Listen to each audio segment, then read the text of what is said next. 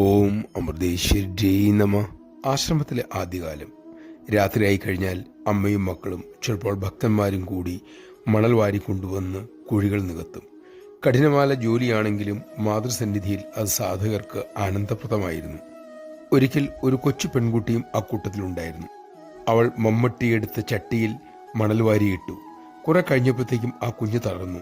അമ്മയാകട്ടെ ആ കാഴ്ച കൗതുകത്തോടെ ആനന്ദത്തോടെ നോക്കിയിരുന്നു. പെൺകുട്ടിയുടെ തളർച്ച കണ്ട് അമ്മ അരികിലെത്തി. മൺവെട്ടി വാങ്ങി പ്രേമപൂർവ്വം അരളി, അമ്മയ്ക്ക് സന്തോഷമായി മോളെ, വളരെ വളരെ സന്തോഷമായി. നമഃശിവായ. എല്ലാവർക്കും അപ്പോൾ ഒരു കാര്യം മനസ്സിലായി. സേവ ചെയ്യാനുള്ള നമ്മുടെ മനസ്സാണ് അമ്മയ്ക്ക് മുഖ്യം.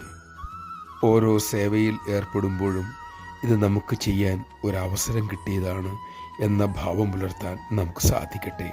അതിനായി അമ്മ നമ്മെ അനുഗ്രഹിക്കട്ടെ.